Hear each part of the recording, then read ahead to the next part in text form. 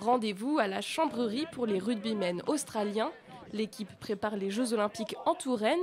En bord de terrain, Antoine et Benjamin, des bénévoles français qui assistent l'équipe pendant son séjour.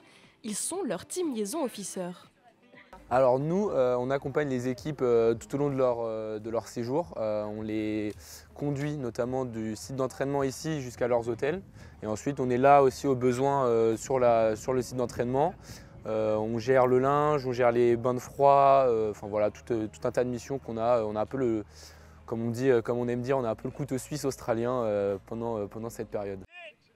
Considérés plus comme des grands frères que comme des nounous par les joueurs, Antoine et Benjamin font le lien entre la culture française et l'Australie, entre vocabulaire et bonnes adresses.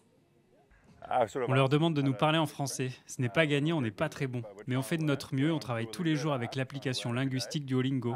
On leur pose pas mal de questions sur la ville, comme ses bonnes adresses. On échange sur tellement de sujets, surtout autour de la culture. Des joueurs les prennent pour leurs profs de français, par exemple pendant les trajets en voiture, ils essaient de traduire ce qu'ils voient par la fenêtre. Eux-mêmes joueurs de rugby, Antoine et Benjamin ont voulu se rendre utiles en passant côté coulisses. Benjamin mène d'ailleurs sa mission sur son temps de vacances. Après, nous, en tant que spectateurs, on n'a pas forcément accès jusqu'aux joueurs professionnels. On est souvent arrêtés dans les tribunes.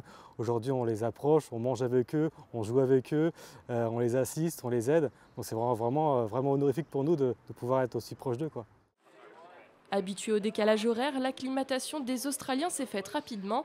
Après un entraînement public prévu la semaine prochaine, l'équipe entamera la compétition olympique le 24 juillet.